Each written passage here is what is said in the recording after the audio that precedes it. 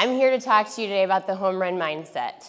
And, you know, it's one of those things where it's not mechanics, it's not data. I'm not going through all that stuff with you today. You know, I feel like, you know, we use those things every day. So definitely it's a component of what we do. But my focus as being our hitting coach has tried to develop hitters as opposed to great swings. We're trying to work on consistent swings to be the very best they can, but I'm not just coaching swings, I'm producing hitters, I'm developing hitters. And so obviously the home run, but I thought it'd be neat to show you. These are my 3 girls. Everyone has their why. If you have any little girls in your life, you can relate to this. But I woke up this morning to this video, and I just want to share it with you. Good luck today. Hit it out of the park. Go Pack. Hit it out of the park. So I'll come back to this, but they're not telling mommy to go hit singles, are they? Right? Kind of a metaphor to life, though, but a huge thing that we play on in what that we do. So a little background on me. You can tell how good of a softball player I was, the fact that I had taken a picture in jean shorts. That tells you everything you need to know about what I was born with. I'm from a town, 1,300 people, 1 stoplight. The nearest city was Pittsburgh, about an hour and a half away, 30 minutes to the nearest Walmart, an hour to the nearest mall. So yeah, I'm a country girl, right? And the biggest thing on there, that was when we won our first championship at St. Francis, and that's my dad and my brother. You know, they're a huge reason why I'm here today. And, you know, the cool thing about it was, you know, I'm Coach Patrick, even though my name's hyphenated from being married. I kept that because my dad and my brother, who both coach baseball and softball, I wanted to be just like them. And so I wanted to keep the Coach Patrick going. And, you know, some other things is my dad is 71 years old, so I grew up in the get him on, bun him over, hit him in era. And so anytime I was in a situation as a head coach and I didn't bunt, you better believe I heard about it. And he was our volunteer the 7 years I was at St. Francis. And back before, you know, we had all of the data and things like that, he was our scorekeeper, and he would run the numbers because I kept being like, God, you know, like it's a 7-inning game. If I bunt 2 or 3 times, I'm making softball 6 innings. And that's not ideal in my mind. So, but I grew up in that. My dad, my brother, my great-grandfather, all left-handed hitting first basemen. And I wasn't very fast. I'm still not very fast. And I wasn't very big. I think it was 110 when I went to college. Batted in the number 2 spot because that's where bunters go, right? Analytics, we know better than that now. But I could put a bunt wherever I wanted to, at least if I wasn't hitting that day, to try and get a base hit. I went to Methodist College, Division III school, 2000 to 2004. I studied biology and zoology. Since then, I got a master's in sports management and did a third of my PhD in sports performance and sports psychology. And then I had 3 baby girls in 4 years, so I kind of put a hold to that. But this is a little bit of my coaching career. It's very grassroots. It's very evident that I started at Division III, and I had to work my way up. I didn't have a big-time coach to call on my behalf. I didn't have a big-time university that I played at to go flash in on people's resumes when it hit their desk. And so just kind of as I've always done, I'm a daughter. My dad was a coal miner for 45 years. So needless to say, hard work was just, if you want something, you go work for it, right? So I wanted to coach. I loved the game. I knew I couldn't get away from it when I was done playing. But then every time I started, I wanted more. And, you know, I want to coach at Oklahoma City, right? That's one of the things. And throughout the whole way, Everybody said you can't. The only people that believed in me were my parents and my family. Like, you can't go from Division I to Division III. And St. Francis, second smallest Division I school in the country. 0 stoplights in that town, by the way. There's no way you can go Power 5 from there. And now I'm at NC State. So how did this all happen? The bus ride that changed it all. So by 2015, after being at St. Francis for a couple years, I finally felt like we had the players in there, the personnel that could move well, that could hit, that were good athletes. And we were hitting 250-foot poolside foul balls, and we'd end up grounding out weak backside. And, it was after this, not a long time, but long enough to tick me off, right?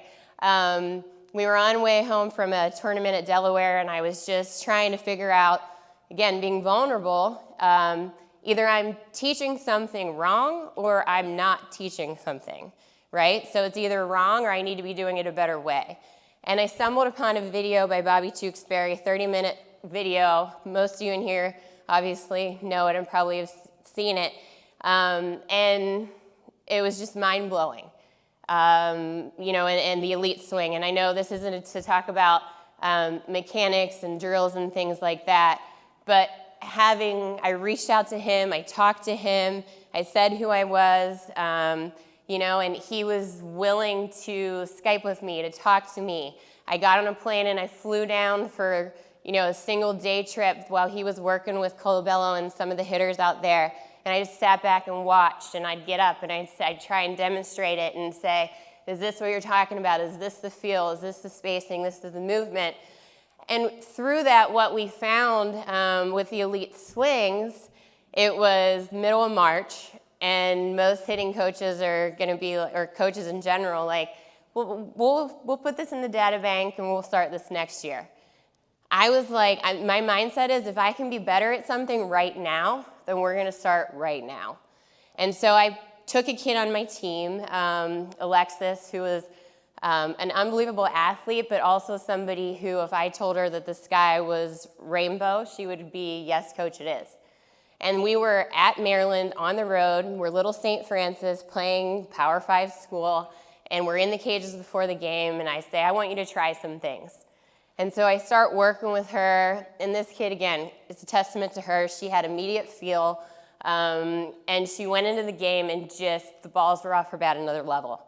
And continued to work with her, and that kind of validated some things that we were talking about, and I was talking about. The next thing you know, one more comes and another one comes, and probably 4 or 5 had started dabbling with it, me not forcing it on them that year, until the next year, obviously, I was like, this is how we're going to hit. But the elite swing produced home runs, which is what produced the home run mindset. So why we changed our approach? We needed an identity as a program and as a coach. Again, we're the second smallest Division I school. Go big or go home. I'm trying to go bigger. I want to win there. I want to, win later, and I want to get at a bigger school. And so what better thing than home runs? We saw the game was changing, and I'm going to show you a little bit about that specifically later. And again, if you're a numbers person or if you're not, it's real simple. There's less outfielders than there is infielders. Momentum. Talk about an immediate momentum shift. One swing changes the momentum. Multiple one swings that go out it just sucks the momentum out of the other team.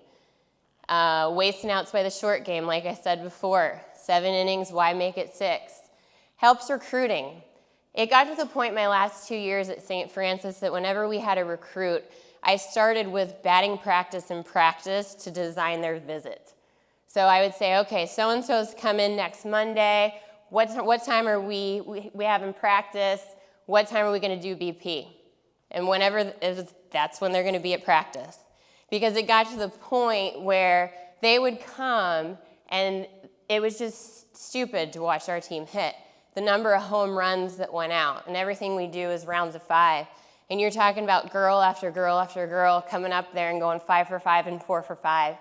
And dads and parents and kids saying, I have never seen kids get after it like that and swing like that with top to bottom, everyone on the team. So 2015, like I said, mid-year was kind of when I dabbled with that one girl.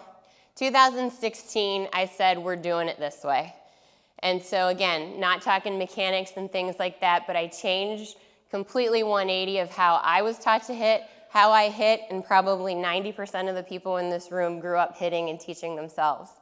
And realized that video and everything else just shows that's what people are saying is not actually what's happening when you're talking about movements in a swing. And so obviously we finished top 10 those 2 years.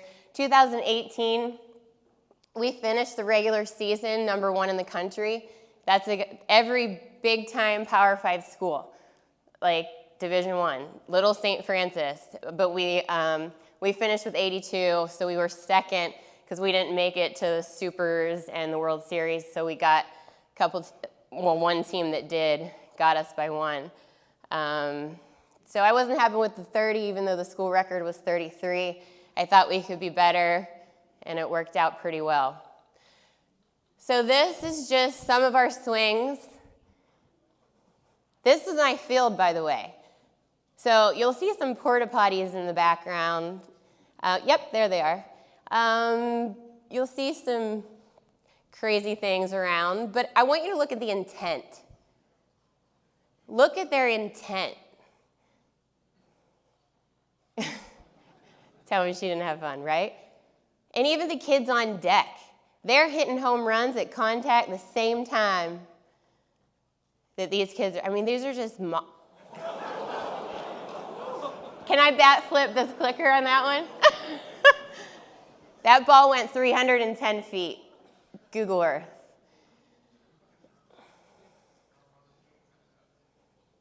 So, I mean, that's some fun stuff, right? Like, you're not, like, people come up to us all the time and like, your girls don't get cheated. No, we don't. So NC State. So this is my second year there. So last season, 2019, was my first year there.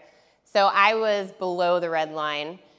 2017 and 18, I just pulled up the last two. What I want you to see is the difference. We had 328 hits last year, down a significant number from 2 years prior, 397. But look at the number of wins, home runs, and hits.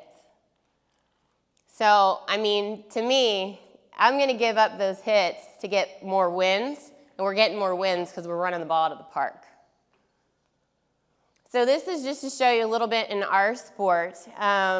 From when they started taking statistics and logging things from the College World Series, started with one game and went to a 3-game series. But this shows the sacks per game, the attempts, and the trend from where it went down, the home runs where they went up, and what's in yellow is what I predicted out, that if everything stays as course, which I assume that it will, I don't see it changing, we should average a little bit over 2 home runs per game, which is a huge difference. So if you don't think the game is changing, it's changed. And so that's data shows that, but it's not like it happened overnight. And, so it's some pretty cool data right there. So the home run mindset, and I put a ton of other things, because while I'm not up here talking about how I teach hitting, the physical attributes of it, the movements of it, we do all that every day. Our kids never take a swing that doesn't have some type of data collecting piece to it. We use everything. They have Diamond Kinetics up there. One of their favorite things is I downloaded a free app on our iPads. We have a bunch of iPads and iPad stands, a video delay app. So every time we're in the cage with a live arm, whether it's BP, pit, whatever it is, we have the iPad set up on a 45-second delay. So when they leave the cage, they can look at their last swings.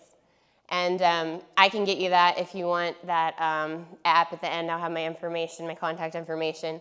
But that's something that, as Jeff had said several years ago, before all of these things were a thing, that was what we were doing. I bought an old projector, and I had a whiteboard, and I would project on the whiteboard their 45-second delay swings. And most times I was teaching at the whiteboard, not even watching our hitters hit. And that was huge, and our kids loved it. And again, that's part of the recruiting process too. If you can control the people that are on your team, you can control the people, the minds, the buy-in, the will to want to get better. But everything up here is so important and so vital in our game. And to say it's, I'm just going to watch video and not use all this stuff is putting yourself a great deal behind the 8 ball. And so again, I just thought it was important to say, we're doing all this stuff. Like, we do 4D motion, like flight scope. When they're hitting on the field, like, everything is logged. I look at it all the time. Our coaches look at it all the time.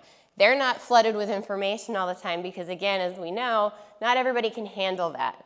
So the kids that can, some we have access, we do Google Drive, where we put all of their swings into folders. They can click on them and things like that. But this is all running for us to kind of take a look because we're a little bit more well-versed, but as we're teaching them, we teach this as well and how they can interpret, but we use it every single day. So when Jeff asked me to talk about the home run mindset, I struggled for a while of how do I put this in words? Because it's been such our mantra and our lifestyle and how we've run our program for 5 years, going on 5 years now, that it's how do you put into words what it is? I mean, it's an intangible, it's a mindset. So even though it might look staged, it really wasn't. One of the first things I did when I got the job was that I went home run mindset and lights. And they looked at me and I'm like, just do it, it'll be great. And so that's in my office. But again, if you're gonna be about it, you gotta live it. And we live it everywhere all the time. So what I wanted to do, I'm like, let's just set up an iPad. Let's call in some of our hitters. Let's see what they say. I'm gonna write down 3 questions, ask them the questions, and this is raw footage, uncut, impromptu, no like this is what we're gonna ask you. It was, hey, come on in, what do you want? Oh, there's a camera. I'm just gonna ask you 3 questions. Are you gonna use it? Nah, just answer the 3 questions. So here we go. How has the home run mindset changed you as a player? It changed me dramatically. I personally have become a tougher and better player all around. I dealt with it differently than I was when I was a slapper. I always told coach that I was so excited when I hit ground balls and beat them out. But I was like, I'm a little girl, but like when I come up to the bat, I don't look at myself as little. I know I can hit for power. I know how far I can hit the ball, and it just changed my whole career around. And it's just more fun for me, and I enjoy it way more. Awesome. Why do you like hitting home runs? I just love coming around third base and seeing my teammates there for me. And I think like as a senior now, or no matter what age you are, I think like when you have your teammates there and you see all of them smiling, cheering, like going wolf and pack back and forth, like it just changes the whole game. So this kid was a junior who is now a senior, so my first year last year. I came in and I got the job, so as soon as I got the job, I call all of the players and I talk to them, hi, I'm your new coach, Coach Patrick. And Angie talks to me, Coach, like, I've been slapping at college and even in high school. She was like, but I really feel like I want to hit. And I'm like, okay, well, if that's where your mindset is, I'd much rather you hit, so let's see what you can do. So for her last 2 years in high school and her first 2 years in college, she's super fast. So they took a natural right-handed person. Everything she does is right-handed. They moved her to the left side, and she was a slapper. And just to hear her talk, you would never think that. And she's tiny. She's small, right? So she was a slapper, and then she comes in this year and is our leading home run hitter in the fall, hits 5 home runs in 8 games, absolute bombs. And when she talked, these are some of the words that she said. Complete transformation. And this is a mindset. Yes, we did some swing things too. But she steps into the box and she thinks that she can hit the ball 400 feet. She doesn't see herself as a little girl in the box. She's like, bring it. You bring it in my zone, I'm going to hit it, and I'm going to hit it really far. Confidence in life. Like, isn't that what it's all about?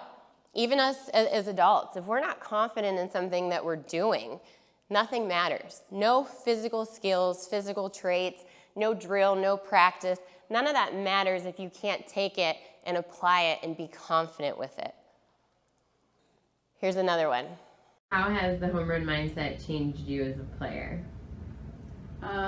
So I think it's made me more competitive, like on the field and off. It's fun to see stats like who has the most home runs and things, and just really compete against each other and other teams as well. It's helped me defensively as well, knowing that I can work towards something and achieve it offensively and in the box, and be able to flip it and do the same thing on defense.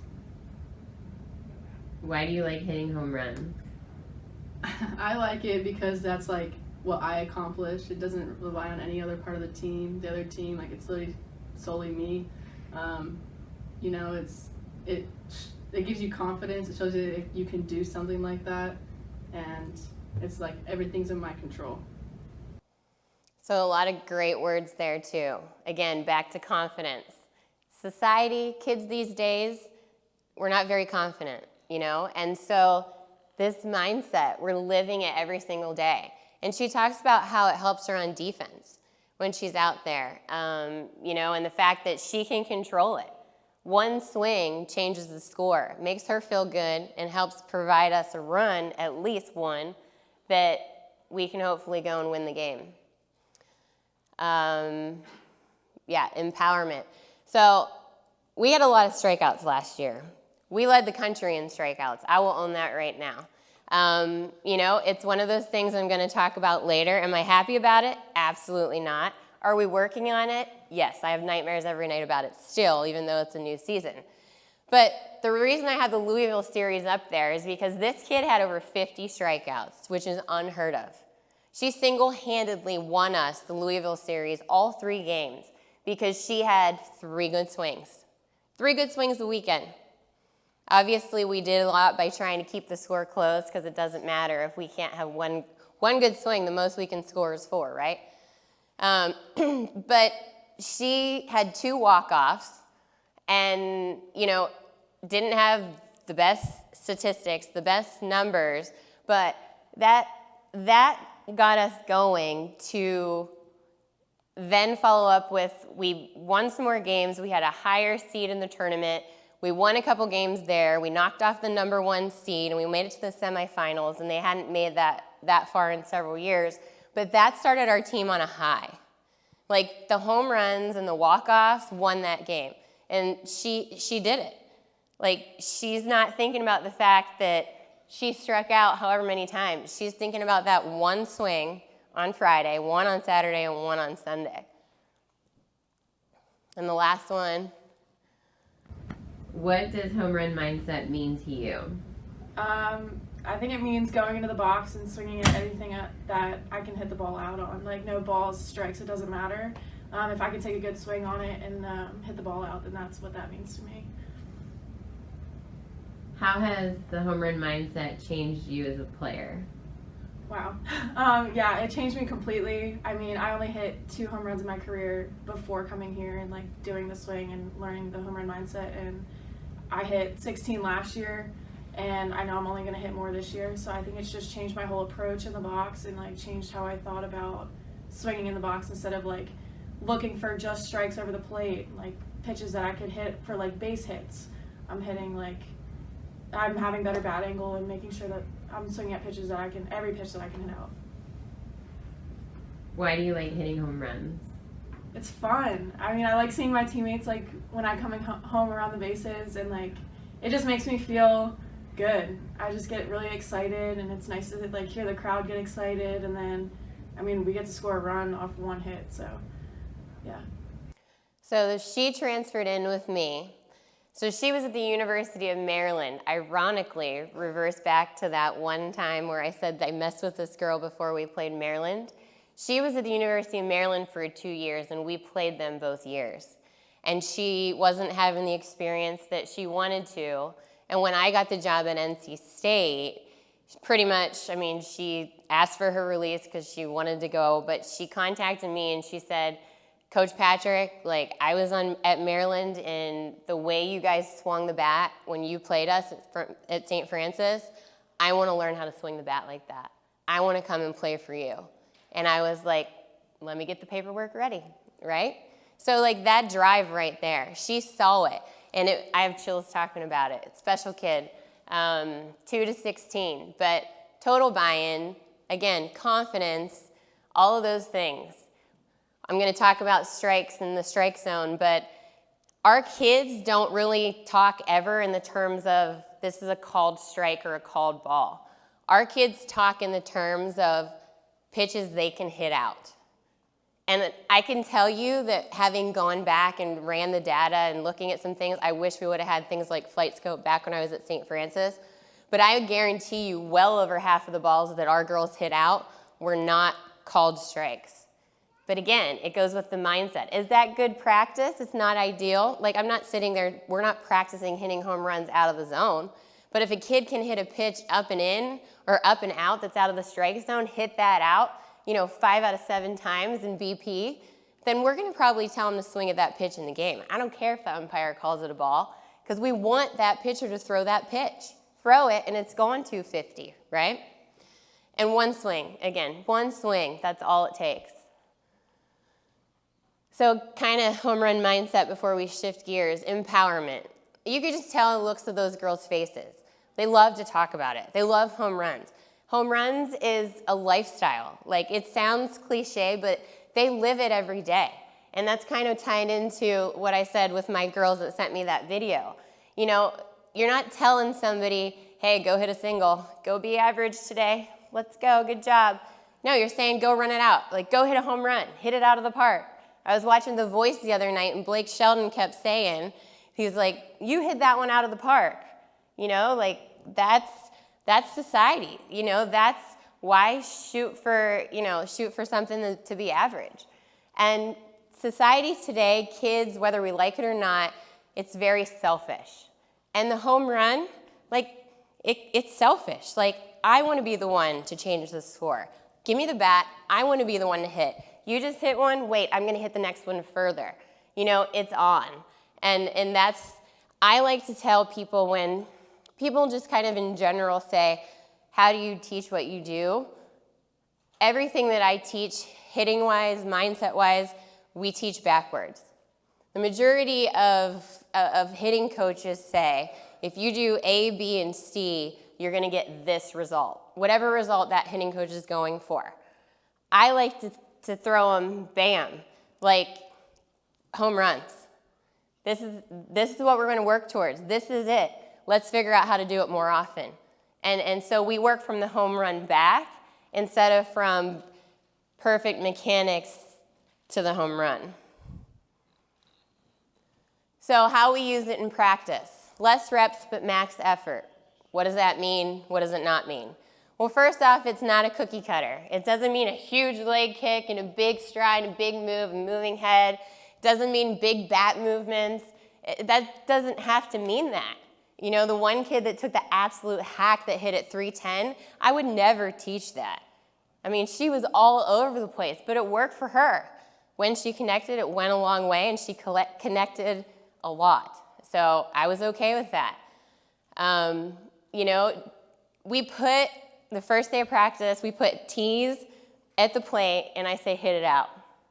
And I can't tell you how many times, granted, the more you recruit, the less this happens, but a kid would be there 15, 20 minutes until they run it out.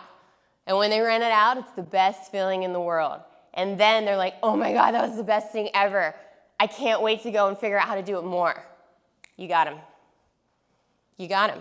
That 20 minutes that they've never hit a ball out of the ballpark, or that slapper that's never hit a home run before now becomes your leading hitter, that's everything right there.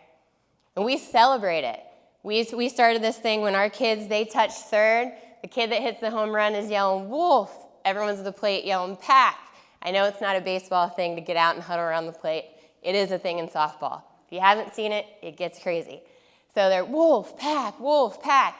Opposing teams hate it. We love it, right? One of the things I'm adding this year is hashtag home run mindset all down both walls of the visitors' bullpen. They can't avoid it. Mindset, right? But verbal cues, when we're doing the drills, when we're working on the data, when we're looking at swings, when, I'm constantly telling them things, run it out, swing for it, hit it further, like max effort, our kids can't hit for an hour. If they can hit for an hour, your kid has more left in the tank. And so we're trying to get it out. Again, it's consistent control. We want that as a hitter, but we're trying to get after it. And yesterday, Sig, it was awesome how he said, I was like, yes, thank you for saying that. That the data shows that it's a lot better to key in on your pitch and swing out your shoes than it is to spray the ball everywhere. And so I was like, I wish I could have paid him for that. I'm sure it wouldn't, my buck or two wouldn't have done anything, but but that's what we talk about it. We live it. It's who we are, right? So all the time, this is what we're talking. An example of a first day of practice at St. Francis, my next last year there. First day of practice last year at NC State. It's 4 rounds of 5. Hit it out. And a funny story, my first practice at NC State, post the practice plan, the kids are looking at it, and a pitcher who was a junior then was like home runs, huh? And I'm like, yeah, like we're gonna help you out. The more home runs we hit, easier it is for you. She's like, that should be fun. We don't hit home runs. I was like, noted. But that was just brutal, honest truth. Like, we don't hit home runs. And so we went through, I think it was like 300 swings, because obviously I charted it. Guess how many we hit out? 5. I was like, I'm going back to St. Francis. I'm out of here. No.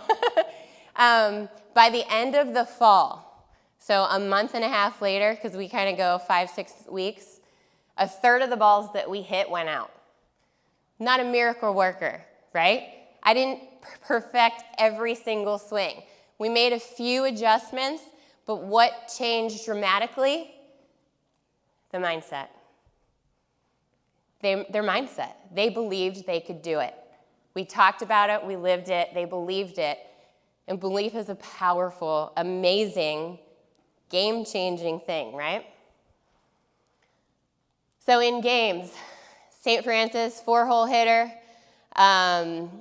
she has like 10 walks at one point, or 10, on base 10 times, 8 walks, 2 hit by pitches, 2 singles over a couple game period.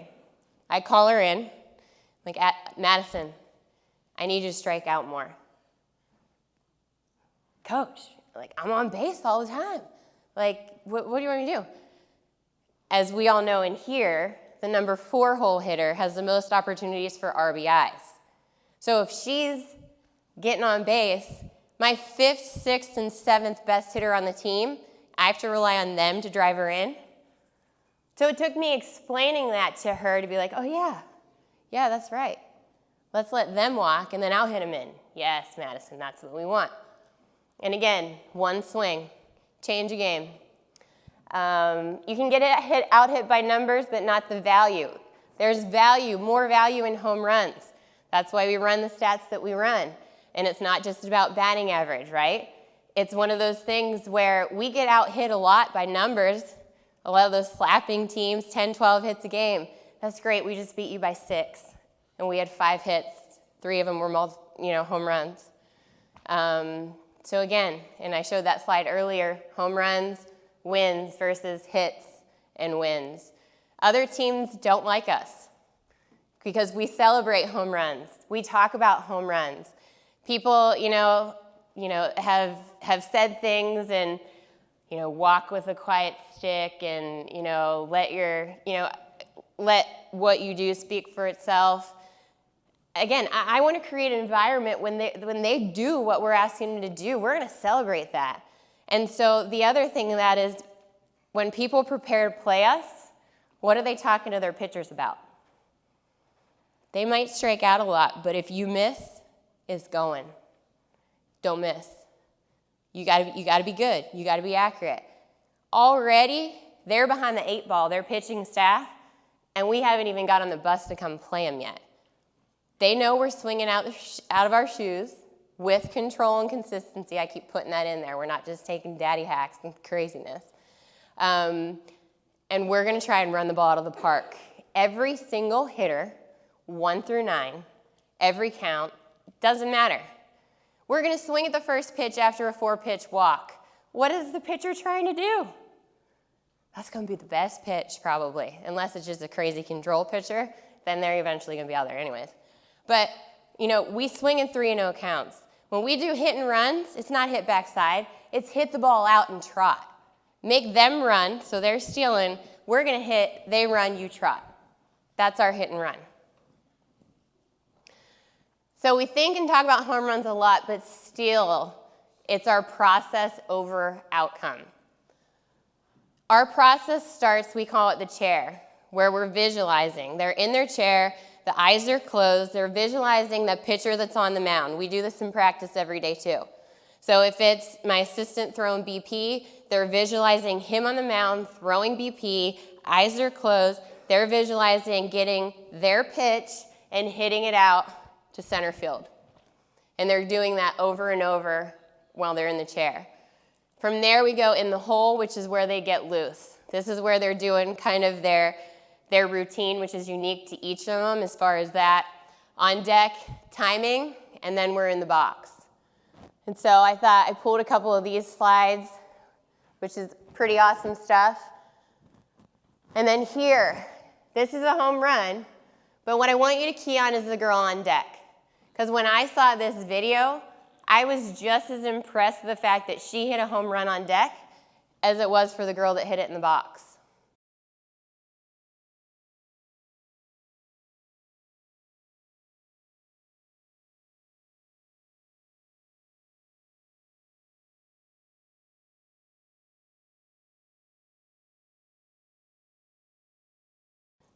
All right, strikeouts are okay.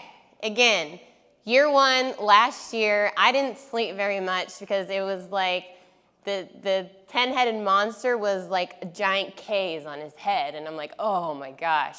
But again, it's the situation I was dealt with. My job was to come and clean it up and make it better, and that's what I'm doing.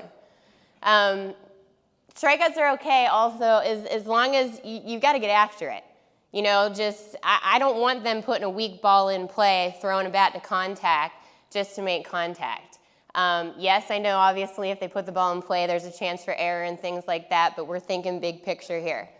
Better results when we strike out more versus just making contact.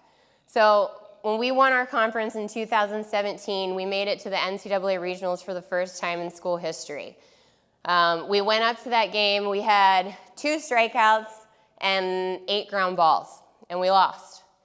And so again, after the game, I said, tomorrow, I want to have 7 or 8 strikeouts. They knew that they weren't themselves. They went into a situation, let the situation be bigger than themselves, got caught up in the moment, the press, the hoopla, something none of them, including me, had experienced before. And they weren't themselves. The next day, we had 6 strikeouts. We hit a grand slam and 2 home runs. We ended up getting the first NCAA win out of any sport in the history of the university. And so that was super exciting. Then we lost the next game. And then, like we talked about, we don't want them to be defensive. So this is something that 6, 7, 8 years ago I created. And I was like, okay, it started with 9, and then I added the outlying ones a couple years after. Number where your hot zones are, right? And they would do that and give it back to me. And again, strike zone, umpire zone, our zone. We know our zone, right? It's my job to educate them. Every now and then, actually a lot of the time, they would say, this is my pitch, and I'm like, rather than say, yeah, it's not, we just have to do a little bit more film work with that player. But now, I still use that day 1 of practice, but from day 1 at practice, then we switch into data mode. What is reality versus perception? Before, this used to be all that we had, right? And we kind of went from that. So this is kind of my mantra, and the girls know it, and they say it. We're in scoring position when we step in the box. And that's You know, that's, again, it's how they live their life. It's how we live it.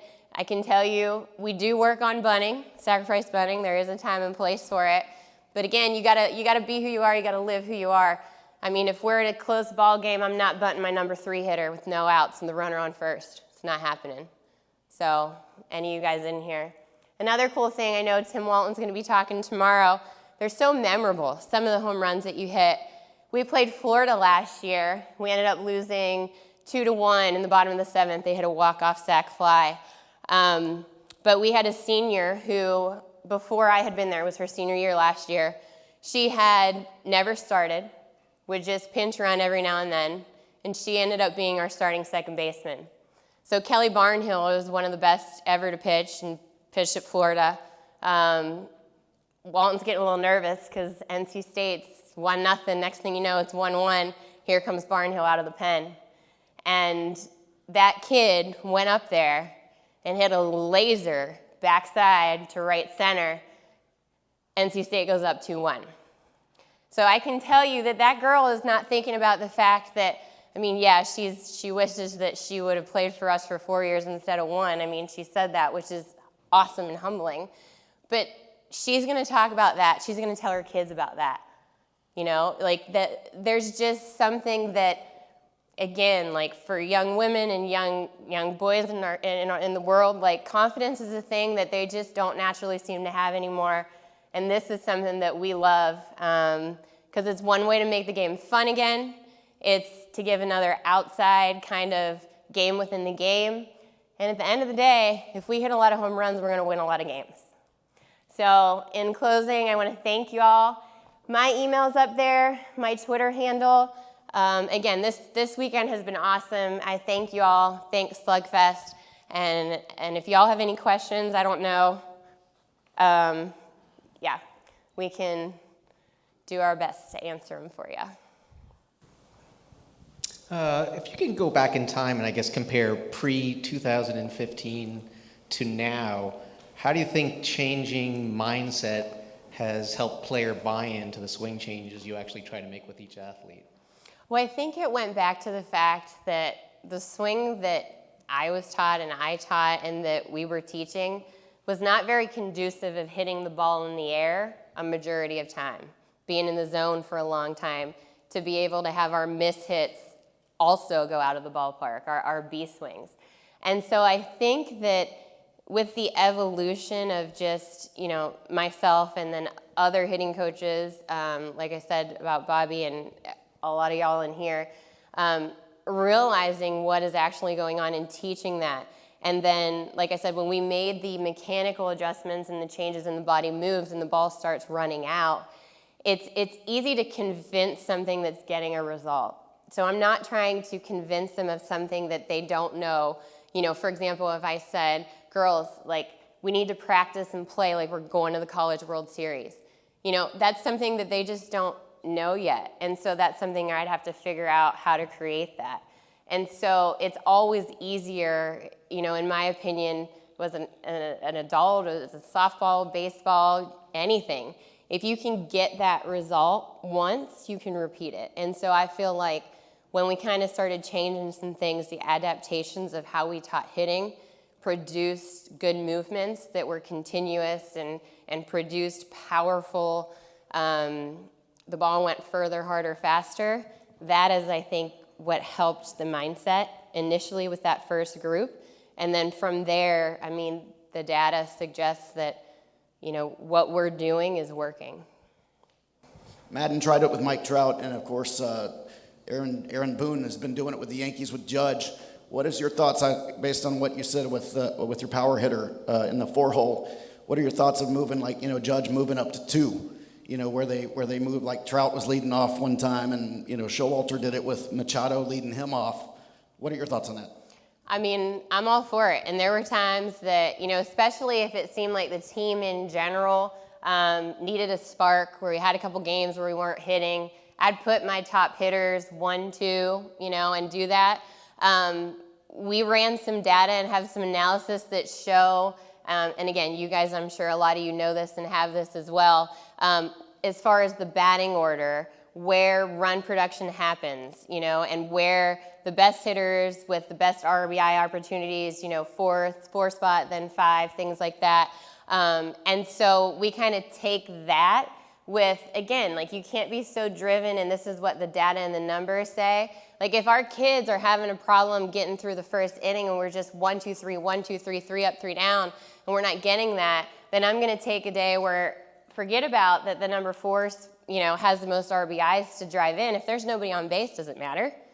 And so sometimes I feel like, again, like it's about developing a hitter, and I feel like we do a very good job of that, developing the hitter, because we're not pigeonholed into one ideal. Obviously, again, the data doesn't lie, but sometimes the culture needs a little bit something more. And so, yeah, I've done it. I get it. I agree with it. So absolutely. Jennifer, you mentioned the value of a hit, which I think is very important. There's a lot more stats that talk about that these days, right? Slugging versus batting average. Yep. But sometimes just getting a hit feels good, confidence-wise in the box. So, for example, you had a hitter that's 3 for 10 with 3 singles. They're hitting 300 with a 600 OPS. You have a hitter that's 1 for 10 with a home run. They're hitting 100 with a 400 slugging and a 625 OPS. So by that value, by the slugging and the OPS, the 1 homer is worth more. But batting average-wise, you're so used to seeing 300, and that's way better than the 100. Like confidence-wise or mentally, how do you help your players kind of through that if you're using basically the value of the hit or the slugging or the extra bases as more of the judgment or the metric versus just getting a hit batting average? I think for those kids that seem to just be more into if you just want to say the batting average slump, if you're just talking about those hitters that seems few and far between, I talk a lot about at that point and catching barrels. Like, we're just trying to go in today and we're catching as many barrels as we can. And it sounds like something like, oh, it's just easy, you just say it and they do it. But if we're catching a lot of barrels, we're still going to be running a lot of balls out. If we're going max effort and we're getting after it, and I just shift the focus, it's still the same, but I just kind of changed the wording.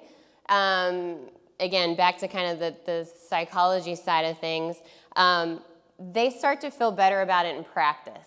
Like, I caught a lot of barrels today or yesterday, or like I've been catching barrels all week, like I'm good, like I'm feeling good, and that tends to help. Sometimes there are kids that just, again, like for me, what I see is like, again, bad movement. They're not moving in a position to allow their bat path to work properly. So then, you have to look at the mechanics side of things. If they're only getting, 3 hits out of 30 attempts and, if they're 3 home runs, that's great. But visually, what are we looking at?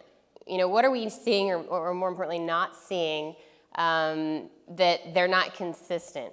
So, it's kind of a catch-22 is trying to take the mindset, change the word, but still looking for the same outcome, put them into, like that's a bigger, like a home run is one specific thing, but I can catch a barrel and hit a double gap to gap, and I'm celebrating the fact that you just caught a barrel versus it's not going out.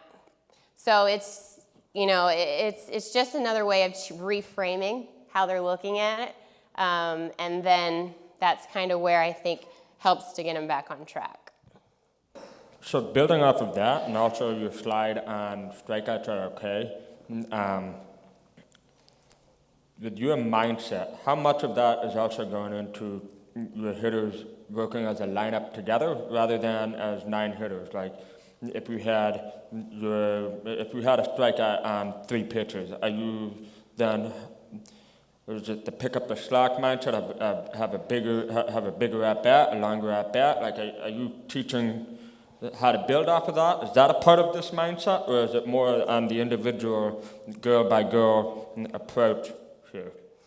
Well, science doesn't actually show that, because you feel good, like hitting's contagious, science doesn't support that hitting's contagious. And so while sometimes it seems like it can be, I was a biology major, so everything is like very science-based to me. So if someone's like this, and I'm like, show me who said that. Like, show me why, show me the facts. But because of that, and again, because of the world today being very selfish, we are 1 for 1, 2 for 2, 3 for 3. Like, we are within ourselves. It's you versus the pitcher. So collectively, like, my number 1 is worried about her. My number 2 is worried about her. Every person, doesn't matter the situation, doesn't matter if we're up by 5 or down by 5. If it's 3-2, 0-2, if there's bases loaded or nobody on, they're swinging to hit the ball out. And it doesn't matter what the hitter before did or didn't do, or the hitter after. A lot of people say next pitch. I like to say this pitch. So that's kind of like our hashtag is like this pitch. Like, I don't want to talk about the future. I want to talk about right now. Like, this pitch, like, you're going 1 for 1 on this pitch. Like, you're taking one swing and you're running the ball out. And so we design it so that it's more so the first person, it's going to be who's the first person to hit a home run. And there's this before the game, like this internal drive and competition, be like, it's mine today. And then whoever hits it first comes back to the dugout, talks some smack, and then you get even more internal competition in the dugout and be like, that's fine, I'm going to hit it out, I'm going to hit it further.